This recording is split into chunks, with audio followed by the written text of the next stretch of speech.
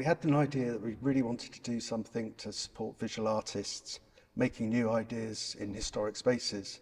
So I came to speak with Emma Thomas at Seton Delaval Hall, and we developed this idea to shortlist 8 emerging artists each year and mentor and support them to produce new ideas.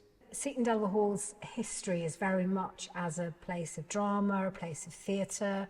The Delaval family, who became known as the Gay Delavals, were also known as benefactors, as patrons of the arts, as well as being interested in painting and interested in theatre themselves.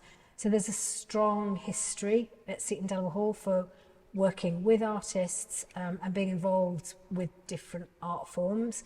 So I think for us, the North East Emerging Artists Award is part of that long history. The focus for this project is people who really are early career. They might have just come out of art school, or they might have just left a job and started a creative career. So this is aimed at them, and it's aimed at giving them some mentoring, support, and a structure really, where they can take a small idea and expand it and grow it and deliver it at a larger scale at Seton Delaval Hall.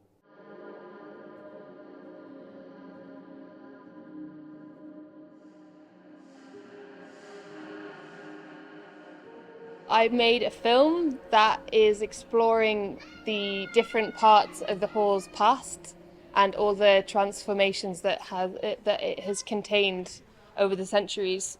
So I've been exploring the family of the Delavals and their period living in the house and the destruction of the fire where the roof burnt down and what happened when the nature came back and re-inhabited the hall, and the bats that then came to live in the hall after that, all the way up to the National Trust coming to the building.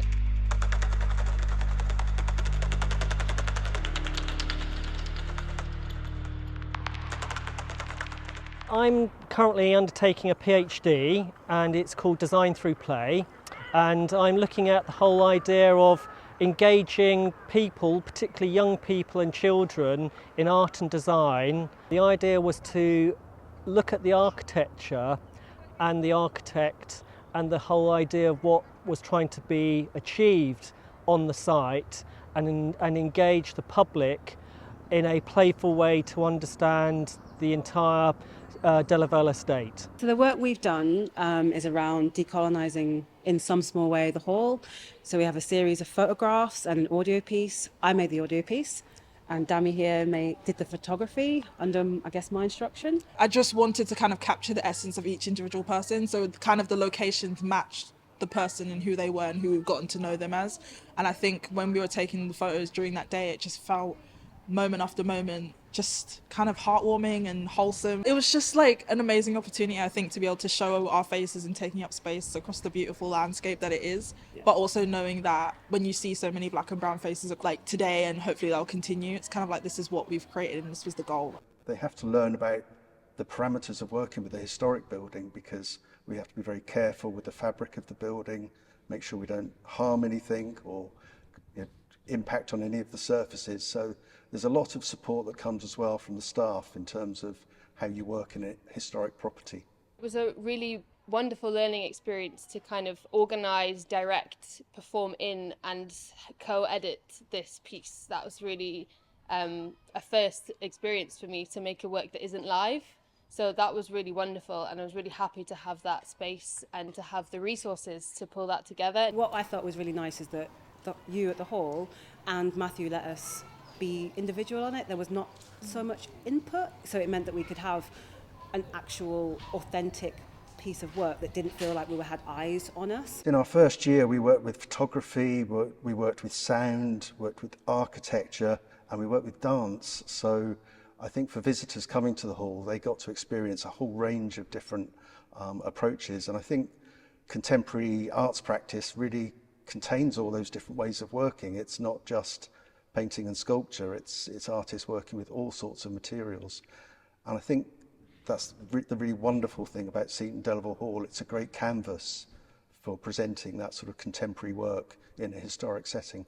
The 70 pewter bats represent the amount of bats that have been found nesting in the walls of Seton Delaval Hall, which is the largest winter roost of pipistrelle bats in the UK. Each bat began as a 3D scan, So it's like it's life size to an actual pipistrelle, and then that's been made into a silicon mold and then cast of recycled pewter, which is made up of disused UK manufactured tableware. It's been really nice to create like a work on a large scale, but also on a small scale where each of these bats are cast in my kitchen and polished by hand, and kind of like did it all without workshop access really.